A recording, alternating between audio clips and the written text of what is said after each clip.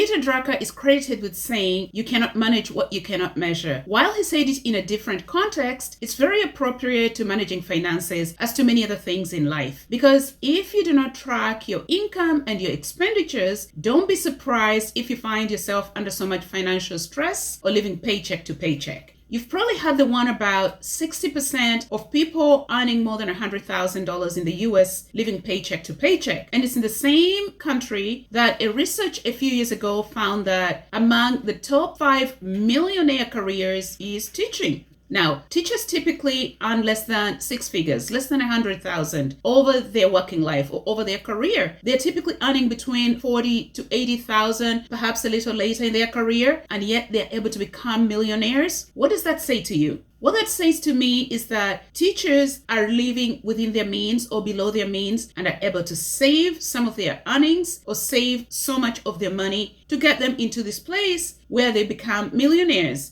While people earning bigger paychecks probably think they're rich. So they are spending frivolously, perhaps not tracking their expenses because they think they have a big paycheck. That's a mistake. If you do not control your finances, then don't be surprised if you find yourself stressed.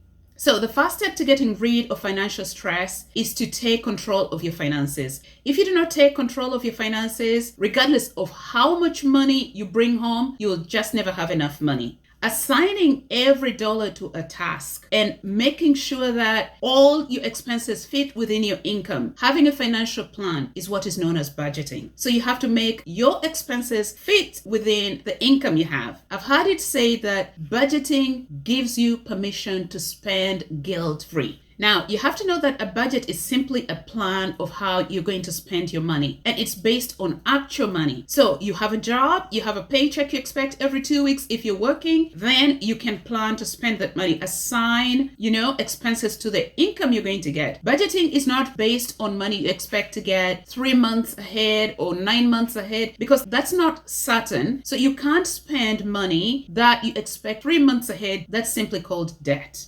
So you ask, where do I start? I've never had a budget before. I'm glad you asked. Here is a good starting place. If you've never done a budget before, here are the 2 key things to getting you started. First, look at your income, all your different income sources, your main job, your part-time jobs, your side hustles. Look at all your sources of income, stable income, variable income, and put them all together. On a monthly basis would be a good starting place. Number 2, go back and look at your spending over the last 2 to 3 months. And a good source of those expenses would be your bank statements, your credit card statements, and all receipts lying around the house, all those invoices that are still in envelopes collecting dust that you've never opened, in your emails. Get them all together. Get an afternoon or a weekend, get yourself some coffee or some tea and document them. Enter them in a spreadsheet because you're going to try and figure out what is what. Now, once you have all your numbers for the last 2 to 3 months, your expenses, a good and meaningful way to look at your expenses is to categorize them. Now, I categorize my expenses based on priorities, and I have 4 categories.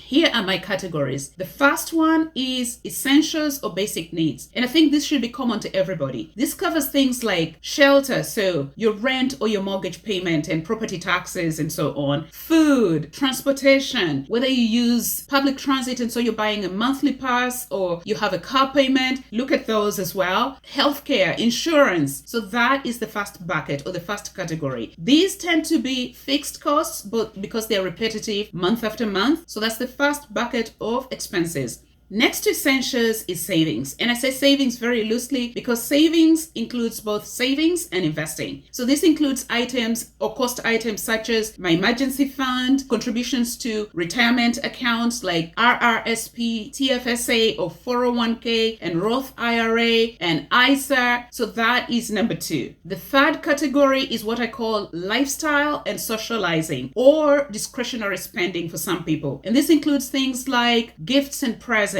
gym membership, saving for vacation, clothing and grooming, like pedicure and manicure, going to the spa. I categorize all these under lifestyle and socializing or discretionary spending. And last but not least is goals. Now, I call these goals because they tend to be long-term in nature. And so they include things like saving for a down payment to buy a house, or saving so you can take a sabbatical, start a business, so you can go back to school for further studies. So that is the fourth category. Now, after you've categorized your expenses, the next step is to decide what method of budgeting you're going to follow. Because by default, people tend to think of a written budget when they think of budgeting. And that is really the most recommended way to budget. But perhaps a cash budget would work better for some people. You've probably seen the videos online, people stuffing binders and envelopes and jars. Provided that you are planning your finances, that's a commendable thing, regardless of whether you're using a cash budget or using a written budget. Here's an example of a video for a cash budget. And this is very popular with a lot of people who do not want to take time to sit at a desk or on a computer and input all the data.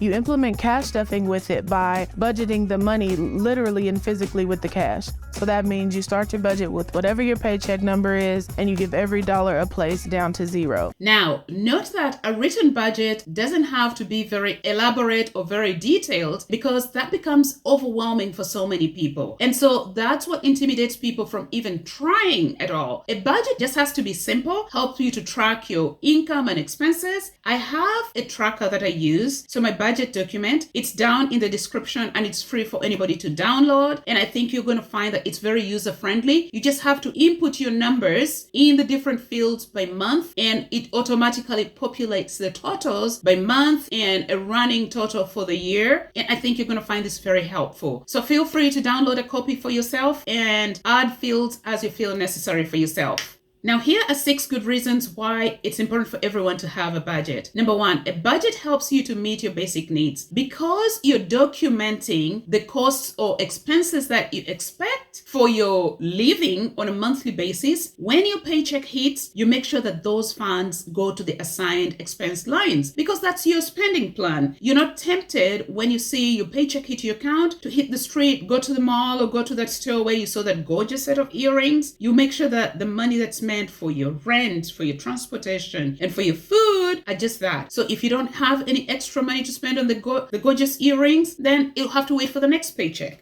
Number 2, budgeting enables you to build wealth. Budgeting allows you to be intentional about saving and investing, because you'll have line items and contributions to items such as your emergency fund, your different investment accounts, like the retirement accounts, your RRSP, your TFSA, contributions to your children's education saving plan, 401k for those in the US, and the Roth IRA. So a budget will allow you to be purposeful and intentional, and as your accounts grow, you're building wealth.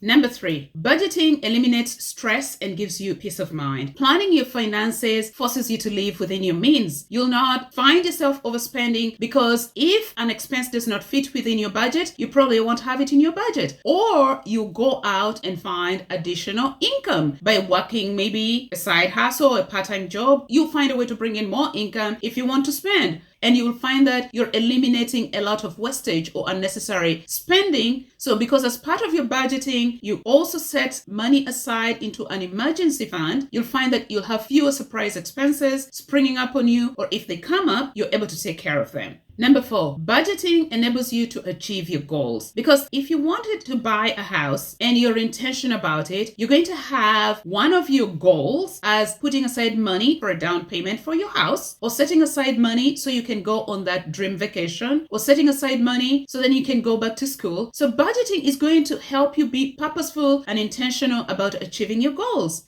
Number 5, budgeting will help you keep out of debt, because you have a financial plan, for instance, to meet your basic needs, so that when your paycheck gets onto your account, you direct all monies to take care of their respective tasks, so that when the month end comes, you're not surprised, oh, I do not have money for rent, or I don't have enough money for food or for insurance. If you plan your finances, you make sure that every dollar you have is assigned to a task, and that all expenses fit within the income that you have. So you'll find that there will be less need to turn to your credit card or your line of credit, say to cover rent or to buy food, because you have a budget, you have a spending plan.